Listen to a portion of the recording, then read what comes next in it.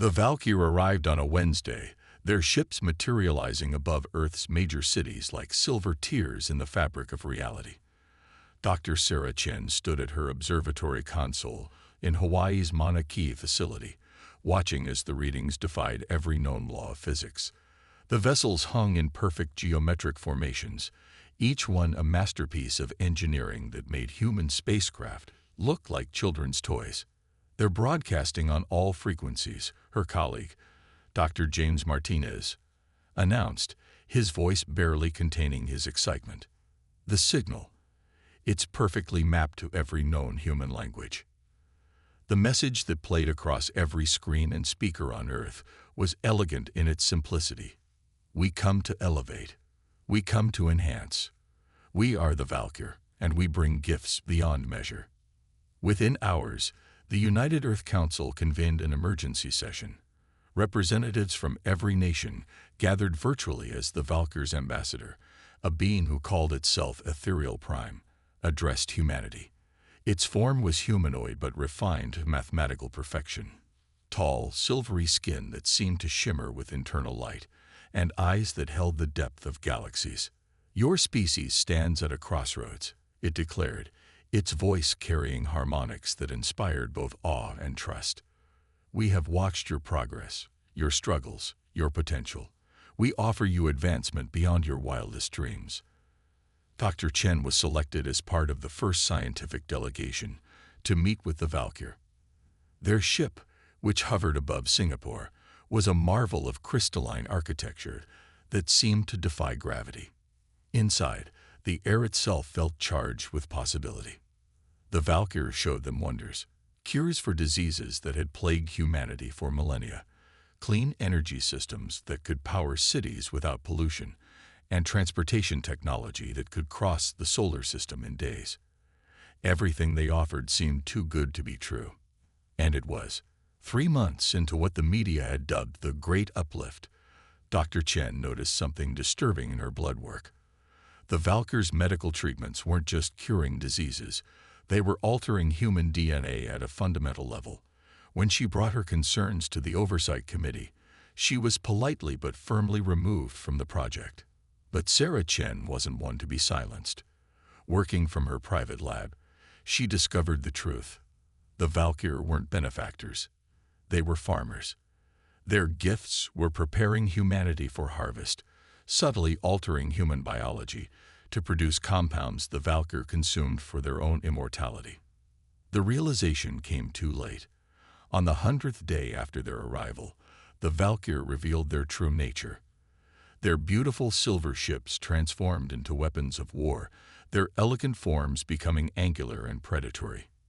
Ethereal Prime's final message to Earth was delivered with the same harmonic beauty as the first, but now those harmonics carried terror instead of hope. Your species has been prepared. The harvest begins. The initial assault was devastating. The Valkyr's weapons didn't just destroy. They unmade matter at a quantum level. Cities weren't merely attacked. They were erased, leaving behind perfectly circular voids of nothingness. Earth's military forces, for all their preparation and power, might as well have been throwing stones at a tsunami. But in their arrogance, the Valkyr had made a crucial mistake. They had studied human biology, human technology, and human warfare. But they hadn't studied human history. They hadn't learned that humanity's greatest innovations came from its darkest moments. They hadn't understood that humans don't accept defeat. They learned from it. As the Valkyr celebrated their easy victory, Dr. Chen was already in motion. Before the attacks began, she had transmitted her findings to a select group of scientists around the world. Now, as humanity seemed to bow under the Valkyr's might, underground laboratories were already analyzing the aliens' own genetic modifications, looking for weaknesses. In her final transmission before going dark, Dr. Chen sent a message to her remaining network. They think they've broken us, but they don't understand. Humans don't break. We adapt. We evolve. And most importantly, we remember. The Valkyr had revealed their true nature, but they hadn't revealed their greatest weakness. As Earth's surface fell under alien control, The seeds of resistance were already taking root in the depths of human determination. The real war hadn't even begun. In the 3 months following the Valkyr's revelation, Earth's nations fell one by one, not with the bang of nuclear weapons or the roar of conventional warfare, but with the whisper of systematic dismantling. The Valkyr's biological modifications had done more than prepare humans for harvest. They had installed a network of quantum-level controls within human infrastructure. Colonel Maya Patel watched from the hidden command center beneath the Himalayas as another military installation went dark. The Valkyr hadn't needed to destroy Earth's defenses. They simply turned them off. Weapons systems, communications networks, power grids, all disabled with surgical precision. "Status report," she demanded, her voice steady despite the chaos displayed on the monitors before her. Lieutenant Zheng's fingers flew across his holographic interface. "We've lost contact with 90% of surface installations. The remaining 10% are operating on isolated systems, but they're blind without satellite support." The Valkyr strategy was elegant in its simplicity. They had infected Earth's quantum computing networks with their own biotech, creating a backdoor into every system that used the upgraded technology they had so generously provided. Now they were systematically shutting down humanity's ability to resist. But they had overlooked something crucial. Not everyone had accepted their gifts. Deep in the mountains of New Zealand, Dr. Thomas Williams had been labeled a paranoid Luddite for refusing to implement Valkyr tech in his research facility. Now his outdated laboratory was one of the few remaining functional scientific installations on Earth. The biological alterations aren't just controls, he explained over a heavily encrypted radio channel to Colonel Patel's bunker. "They're trying to optimize us for chemical extraction, but the process has a flaw. It's making us more adaptable than they intended." The Valkyr had designed their modifications to make human biology more efficient, more capable of producing the compounds they harvested. But human DNA had its own agenda. The changes were being incorporated in unexpected ways, creating potential that the Valkyr hadn't anticipated. In Singapore's underground levels, Dr. Chen's research was bearing fruit. The few humans who had rejected or shown natural resistance to the Valkyr's treatments were displaying extraordinary abilities to resist the aliens' control systems. More importantly, their children were being born with these resistances naturally. The Valkyr's harvest was proceeding according to their plans. They had established processing centers in major cities, efficiently collecting their biological tribute from a seemingly defeated population. Their silver ships now hung permanently in Earth's skies, beautiful and terrible reminders of humanity's subjugation. But beneath the surface of defeat, a network was forming. Colonel Patel's hidden command center became a nucleus of resistance, connecting pockets of unmodified humans and those whose bodies had adapted unexpectedly to the Valkyr's changes. Dr. Williams' research facility worked tirelessly to understand and enhance these adaptations, while Dr. Chen's team developed ways to mask their activities from Valkyr detection. The breakthrough came from an unexpected source. Maria Rossi, a formerly homeless woman in Rome, had not only rejected the Valkyr modifications, her immune system had reverse-engineered them. Her blood contained antibodies that could break down Valkyr biotech while enhancing human capabilities.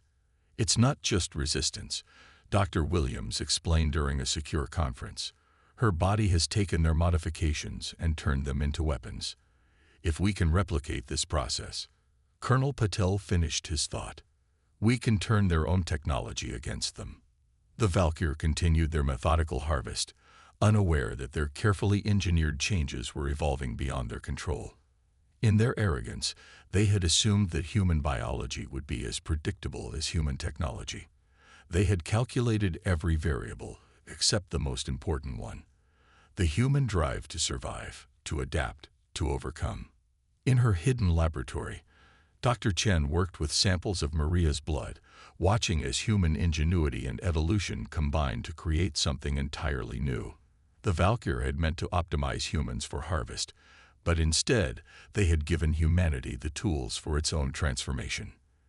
"They think they've won," Colonel Patel told her scattered network of resistance cells.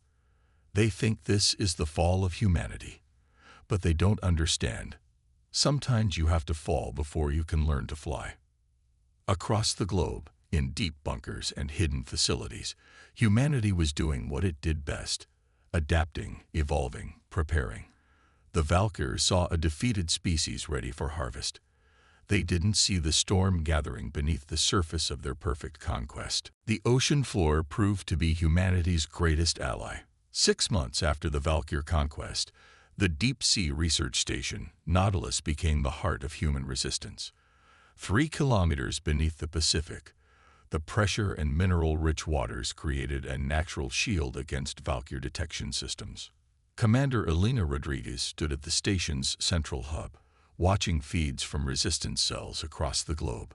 The Valkyr's victory had seemed complete on the surface, but they had overlooked humanity's capacity for operating in extreme environments. "Show me the latest results from Beta Group," she ordered. The holographic display shifted, showing test results from Dr. Williams' adaptation trials. The data was promising. Maria Rossi's adaptive immune response had been successfully replicated in 80% of test subjects. "We're calling it the Phoenix Protocol." Dr. Williams' voice came through the secure channel. "The modified antibodies don't just resist Valkyr biotech. They hijack it. Every person we treat becomes a walking counterweapon to their control systems." The Nautilus had become more than a hiding place.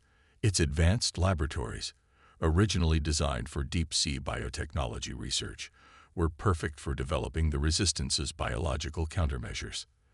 The station's isolation and self-sufficiency made it an ideal headquarters for coordinating global operations.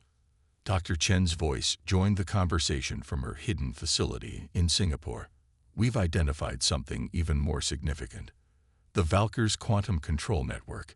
It's not just a method of control, it's their weakness." She transmitted her findings to the Nautilus's secure servers. The Valkyr's biological modifications had created a quantum entanglement network linking all modified humans to their control systems. But quantum entanglement worked both ways. Every time they accessed the network to harvest or control, they exposed themselves. Dr. Chen explained. "With the right interface, we can trace these connections back to their source."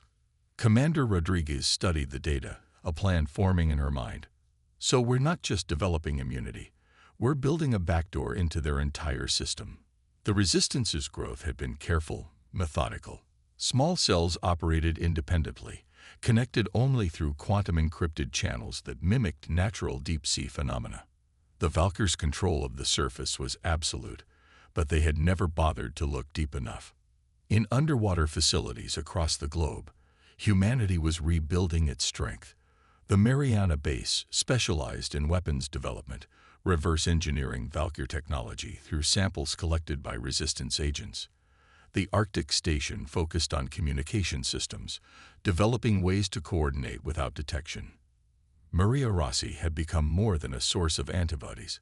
She was proof that humanity could not only resist but adapt and improve upon Valkyr biotechnology. Her cells continued to evolve, developing new defenses and capabilities that even Dr. Williams couldn't have predicted. "It's like watching accelerated evolution," he reported. "Every attempt by their tech to reassert control just makes the adaptations stronger." The breakthrough came when they discovered how to transmit these adaptations through the Valkyr's own quantum network. Every harvest center, designed to extract biological compounds from subjugated humans, could become a distribution point for the Phoenix Protocol. "We can't match their technology," Commander Rodriguez told her assembled staff. "We can't fight them on their terms, but we can turn their own systems against them. Every human they try to harvest will become part of our resistance." The plan was audacious, dangerous, and entirely human in its conception. While the Valkyr monitored the surface for signs of conventional rebellion, the real resistance was spreading through their own carefully constructed control systems. In the Nautilus's main laboratory, Dr. Chen worked with a team of scientists to perfect the delivery system. The Phoenix Protocol would be transmitted through the quantum network during the Valkyr's next major harvest cycle, spreading immunity and counter-control capabilities to millions of modified humans simultaneously. They thought they were creating a perfect system of control, Commander Rodriguez observed, watching the final preparations. Instead, they built the infrastructure for their own defeat. As the resistance prepared for its first major offensive, the Valkyr continued their methodical harvest of the surface population, unaware that their carefully engineered system of control was about to become humanity's greatest weapon. In the depths of Earth's oceans, humanity had found not just a hiding place, but a path to victory. Operation Starkiller began not with an explosion, but with a whisper through the quantum network. From the depths of the Nautilus, Dr. Chen initiated the transmission sequence that would hijack the Valkyr's own harvest cycle. Commander Rodriguez watched the global display as the Phoenix Protocol began its silent spread through the alien control systems. Initial upload successful, Lieutenant Zhang reported, monitoring the quantum frequencies. The Valkyr's network is broadcasting our package along with their harvest protocols. They haven't detected the infiltration. The plan was elegant in its simplicity. Use the Valkyr's scheduled harvest to distribute the adapted antibodies through their own system. Every human connected to their network would receive not just immunity, but the ability to resist and redirect Valkyr control signals. In Singapore's primary harvest center, the first signs of the protocol's success emerged.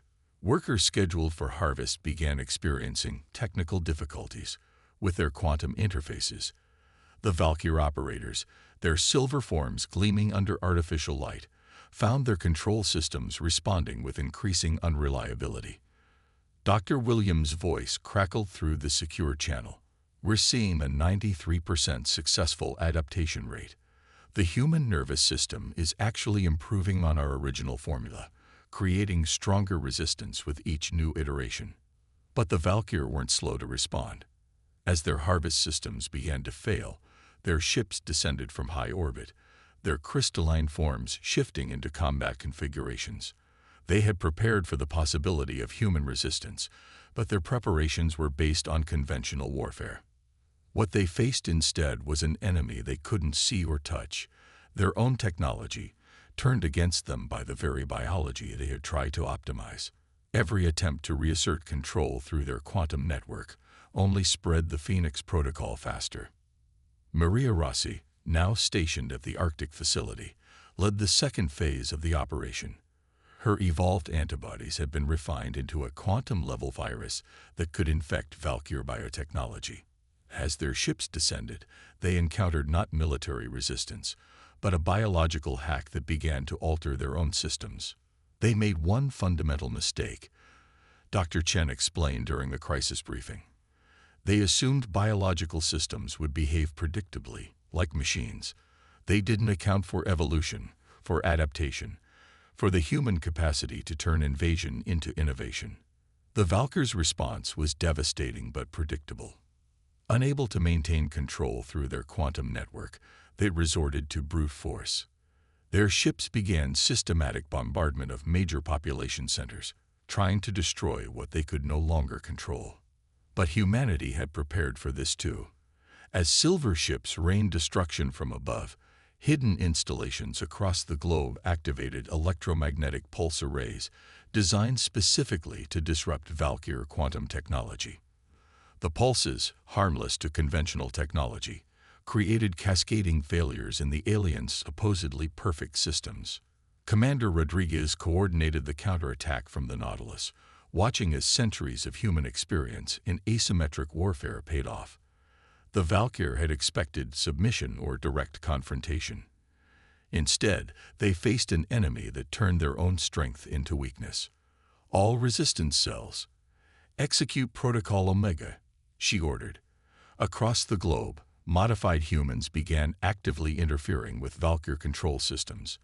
Every attempted harvest became a point of failure. Every quantum transmission a vector for human counter-control. The Valkyr's elegant silver ships began to show signs of infection. Their crystalline structures, designed to channel quantum energy, became conduits for the Phoenix Protocol. Ships that had hung in Earth's sky as symbols of subjugation began to lose cohesion. their perfect forms corrupted by human-engineered chaos. In her laboratory aboard the Nautilus, Dr. Chen monitored the spread of their biological countermeasure. The beauty of evolution, she observed, is that it doesn't follow rules. It creates them. The Valkyr built their entire conquest on predictability, on control. They never understood that life thrives on chaos. As Operation Starkiller entered its final phase, the Valkyr faced a choice they had never encountered in their long history of conquest: adapt or fail. Their perfectly ordered system of harvest and control had become a liability, spreading human resistance faster than they could contain it. The first Valkyr ship fell from the sky over the Pacific, its quantum systems completely overwritten by human-engineered chaos. It wouldn't be the last. The war wasn't over, but for the first time since their arrival, the Valkyr learned what it meant to fear human ingenuity. The Valkyr High Command vessel materialized in Earth's orbit, its presence announcing that humanity's resistance had finally drawn the attention of the species' leadership. The ship dwarfed all previous Valkyr vessels, its crystalline structure spanning kilometers of space. But to Dr. Chen, watching from the Nautilus's quantum imaging system, it looked less like a symbol of power and more like a last desperate move. "They're scared," Commander Rodriguez observed, studying the massive ship's energy signatures. "They've never lost a harvest world before. They don't know how to handle failure." The Valkyr Supreme Overseer's transmission reached every corner of Earth simultaneously, its harmonics designed to inspire terror rather than the false hope of their first contact. "Your resistance is unprecedented, but futile. You have corrupted our harvest protocols, but we can simply eliminate your species and find another." Dr. Williams' voice came through the secure channel, calm despite the threat. "They still don't understand. Every threat they make just proves how completely they've misread human nature." The Phoenix Protocol had evolved far beyond its original design. The adapted humans weren't just resisting Valkyr control. They were actively reshaping the alien technology, creating hybrid systems that combined human adaptability with Valkyr quantum engineering. Maria Rossi's latest blood tests showed stable mutations that could process quantum information naturally without any technological interface. "We're not just fighting their technology anymore," Dr. Chen explained to the resistance leadership. "We're surpassing it. Every attempt they make to reassert control pushes our evolution further." The Valkyr launched their final offensive with characteristic precision.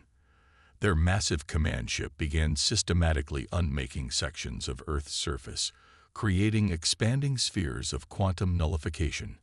They sought to erase humanity rather than risk losing control of their harvest technology. But humanity had learned from every previous Valkyr attack. As the alien weapon systems engaged, they encountered a planet that had transformed itself into one massive immune response. The quantum nullification waves met clouds of engineered particles in the atmosphere, human-modified variants of the Valkyr's own technology that turned their attacks back upon themselves. "Now," Commander Rodriguez ordered, and humanity launched its counter-assault. From hidden bases across the globe, modified humans activated their evolved quantum interfaces. Instead of running from the Valkyr's quantum network, they embraced it, flooding it with the chaos of human consciousness. The network, designed for precise control and harvest, encountered something it was never meant to process: the full spectrum of human emotion, creativity, and determination. The effect on the Valkyr was immediate and devastating. Their crystalline forms, so perfect in their symmetry, began to fracture under the assault of human chaos. Their quantum network, meant to control and suppress, became a conduit for humanity's uncontainable spirit. In the Nautilus, Dr. Chen watched as her monitors showed the impossible. Valkyr technology wasn't just failing, it was transforming. "They wanted to harvest our biological compounds," she said, wonder in her voice. "Instead, they're being remade by the very adaptation they tried to exploit." The Supreme Overseer's ship began to show signs of infection, its perfect crystalline structure developing organic patterns that pulsed with new forms of quantum energy. The Valkyr, faced with complete systemic failure, made their first attempt at diplomatic contact since their true nature was revealed. How? The Supreme Overseer's transmission had lost its harmonic perfection, replaced by something approaching human confusion. How have you done this? Commander Rodriguez's response was transmitted on all frequencies, a message not just for the Valkyr, but for any species that might think of humanity as easy prey. You saw us as resources to be harvested, as biology to be optimized. You never understood that humanity's greatest strength isn't in our genes or our technology. It's in our refusal to accept limitations, even ones written into our own DNA. The Valkyr retreat began not as a coordinated withdrawal, but as a cascading failure of their entire system of conquest. Their ships, infected with human-engineered chaos, could no longer maintain their perfect forms. The quantum network that had spanned their empire began to collapse, transformed by contact with humanity's unexpected evolution. In the aftermath, Earth was changed, but not in the way the Valkyr had intended. Humanity emerged not just victorious, but transformed. The hybrid quantum biological systems created by their resistance became the foundation for a new era of human development. The Valkyr had come to harvest humanity's potential. Instead, they had become the catalyst for its next evolutionary leap. They called us a pre-ascension species, Dr. Chen remarked, watching the last Valkyr ships disappear from Earth's sensors. They never realized they were looking at ascension in progress. The war ended not with humanity's defeat, but with the Valkyr's retreat and a fundamental shift in the galaxy's understanding of Earth's inhabitants. The species that had come to harvest humanity had instead become an object lesson. Never mistake adaptability for weakness. Never confuse technological superiority with actual advancement. And most importantly, never assume that humanity will accept defeat as anything but temporary.